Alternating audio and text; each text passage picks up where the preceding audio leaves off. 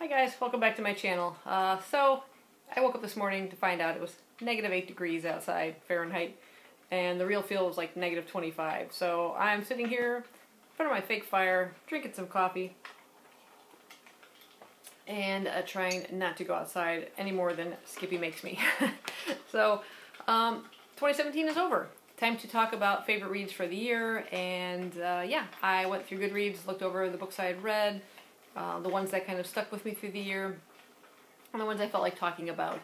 These are in no particular order. I'm not ranking them up to, you know, the #1 spot. That's just too much work involved. And also these are books that not necessarily published in 2017, but I just happened to read them this year. So let's go ahead and get started. First up are two books in the same series and by the same author, Hilary Mantel's Thomas Cromwell trilogy. We have book 1, Wolf Hall, and book 2, Bring Up the Bodies. There's apparently a third one due out called The Mirror and the Light. It might be a working title, I don't know. I just came across it on Goodreads, and I'm seriously hoping there will be a third book. I didn't see a date of release yet. Might have to dig a little further to find that out. But yeah, if you are a fan of historical fiction, these are a must-read. They're set during the reign of King Henry VIII. And we follow a man named Thomas Cromwell. We see his rise to power from the son of an abusive blacksmith to working on merchant ships and learning the ins and outs of political intrigue and serving, being helped by Cardinal Wolsey, and eventually serving in Henry VIII's court. And his important role in helping Henry kind of get the annulment from his first marriage so he could go on to marry Anne Boleyn. And then in the second book we see the downfall of Anne Boleyn and the role he kind of helped play in that as well. Just masterfully written. I highly recommend these if you're a fan of historical fiction. The next one I read, actually listened to, is another audiobook, and this is by Kristen Hanna. It is The Nightingale. You can see that. This is set during World War II, and we follow two sisters, Vienne and Isabella. Isabella being the younger and more headstrong and temperamental and difficult one. She is seeing this, war kind of approaching, and they're in France, and it's about to be invaded. Father wants to send the kids away, and Vienne's sort of often already at this point married, and but Isabella doesn't want to go off to the country. She sees herself playing a more important role. She wants to help the revolution in fighting back. And it's just a story overall of bravery on both of their fronts. One, on the home front, Vienne, who has a child at this point. Her husband's off to war, and the Germans have invaded and are, billeting soldiers within various homes, and she's going to have a German soldier, in her own home, and the things she has to face and everything she has to do to, to protect her own child. And then you see Isabella kind of serving, against with the resistance, and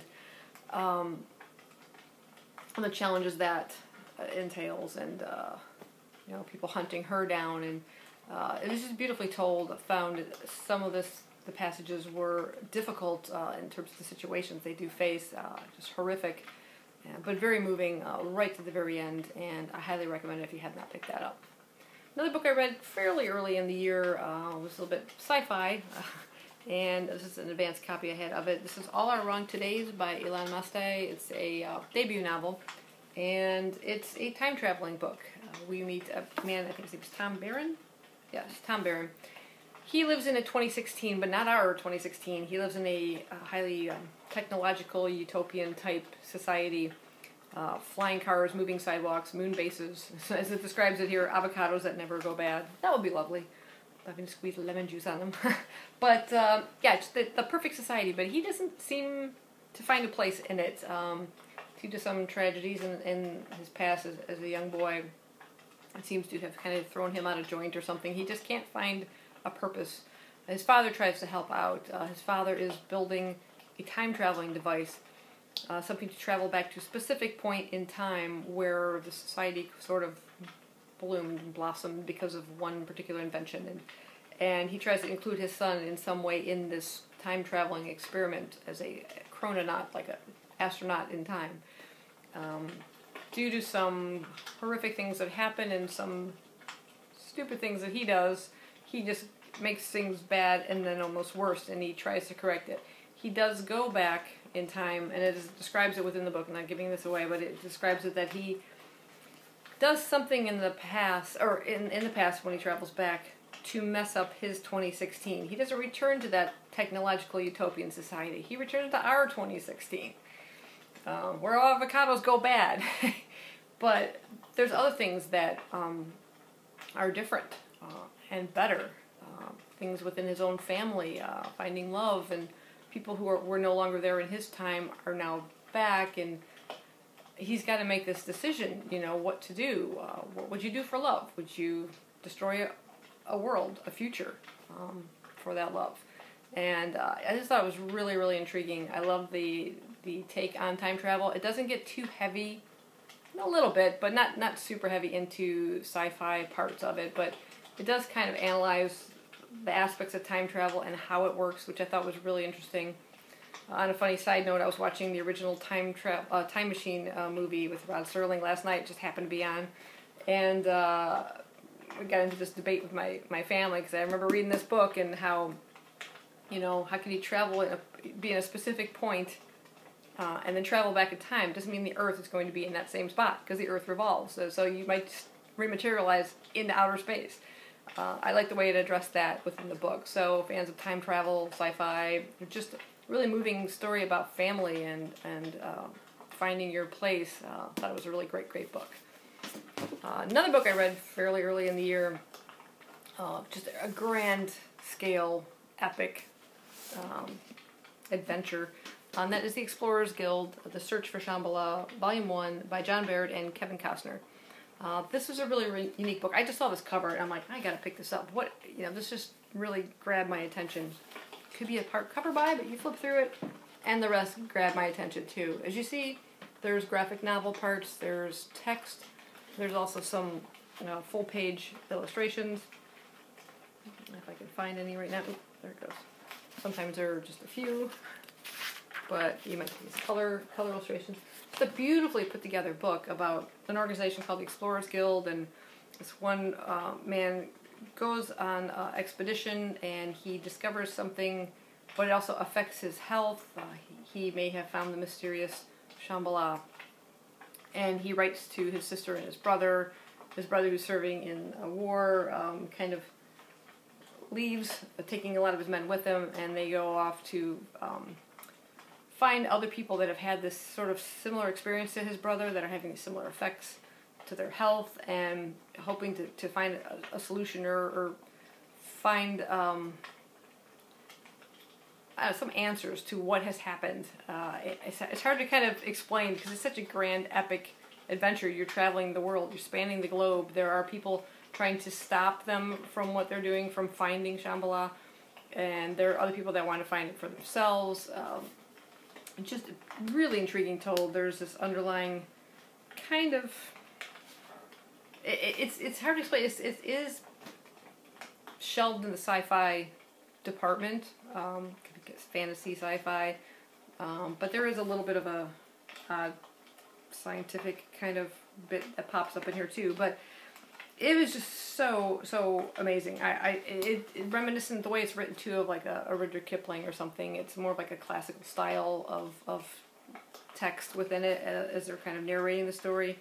And then you have the graphic novel parts. The characters were really intriguing. It just grabbed my attention from the beginning. I just found it really fascinating. Love the look of it. Love the way the whole thing is put together. This kind of antiqued pages. You can see they're kind of aged like and everything. And just a really great, grand, epic story. Definitely recommend that one. Next up, I picked a graphic novel. Not a whole lot of text to this one, but I really enjoyed it. This is called Thornhill by Pam Smythe. And this is kind of a split narrative. We have, I don't remember the characters' names now, to tell you the truth. Well, we have this one girl who is currently moving into a house.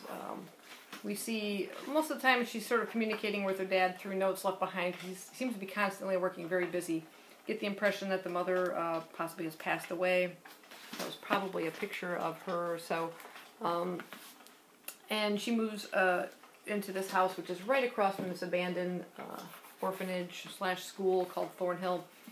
And in the pictures, in the text, we're following another girl.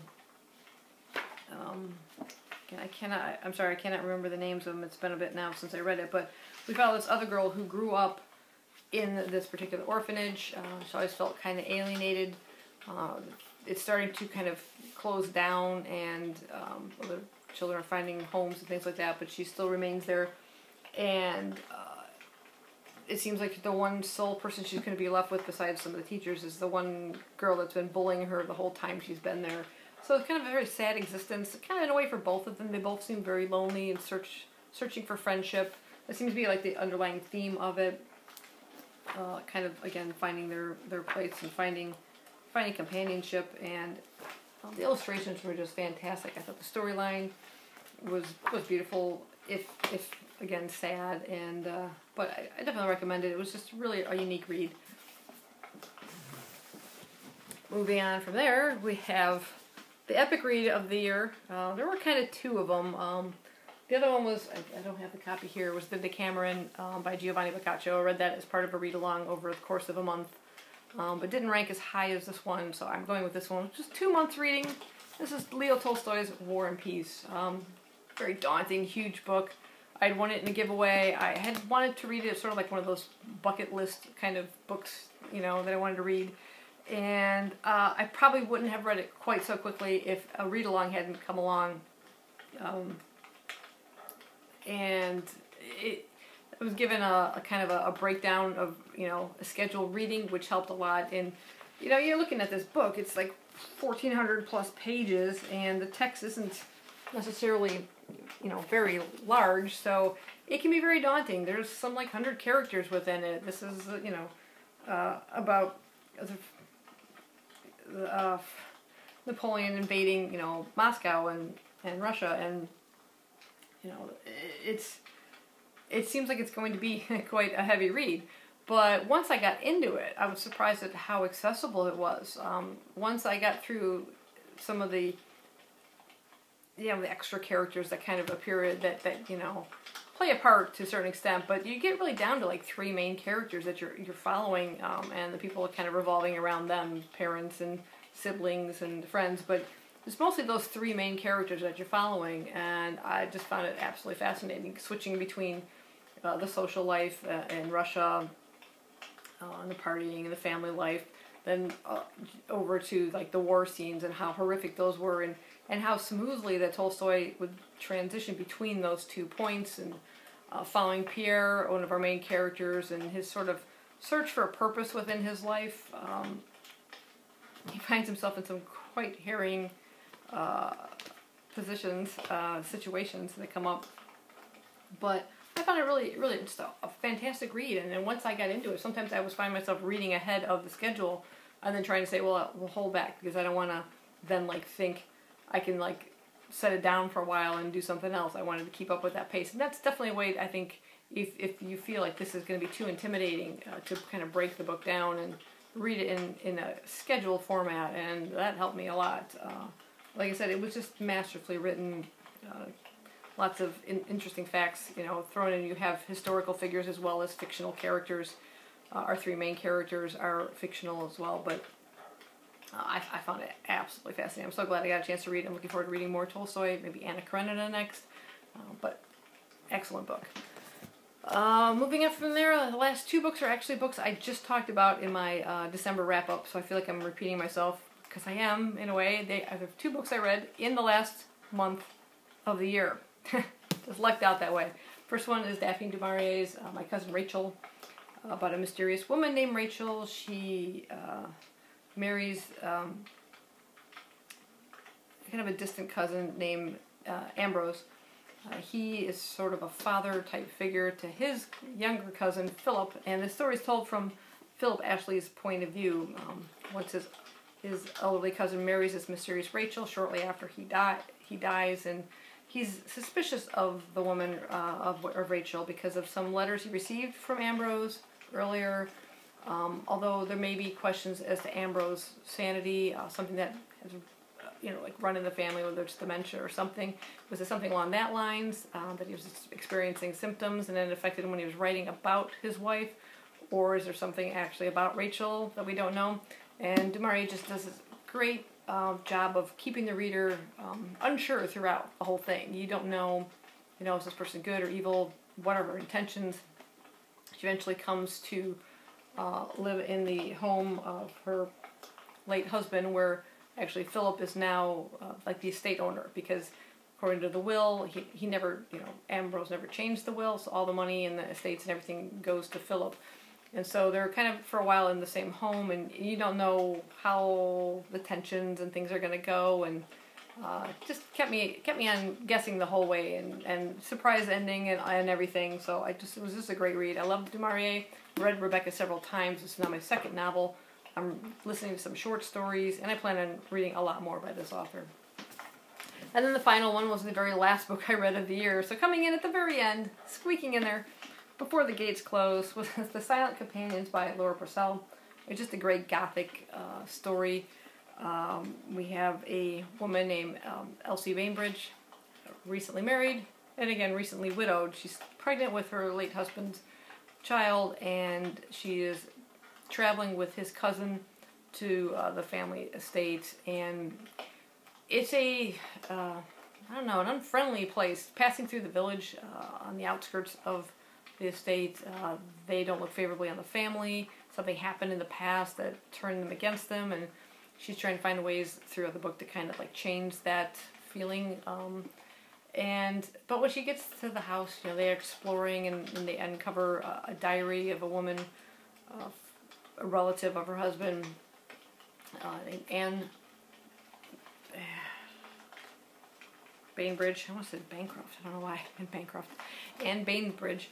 And so the story is told from two different kind of points of view. One from a first-person journals of Anne, and then also from just a narrator talking about Elsie and what she's experiencing in the house. And we come across these silent companions that they uncover in a locked room in the house. And silent companions are just like wooden figures painted, and they're like freestanding. They look like people. You can set them up in a house, and so you feel like there's other people in the room. It's really kind of creepy. Why you would want that, I don't know. But I really don't want to go into a whole lot of detail of it.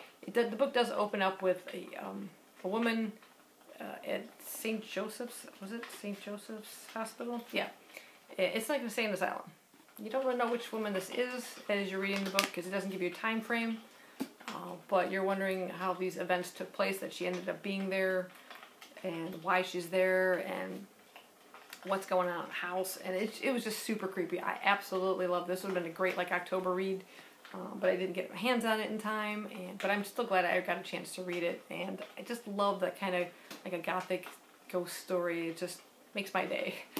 So those are the books I overall loved the most during 2017. If you have read any of these, what did you guys think of them? Do you think you might pick them up if you haven't read them? Let me know down below. I hope you guys had a great reading year for 2017. Thank you for joining me on my channel and commenting on the videos. I enjoyed chatting with you guys, and I look forward to more in 2018. Thanks again for watching. I'll see you later on. Bye-bye.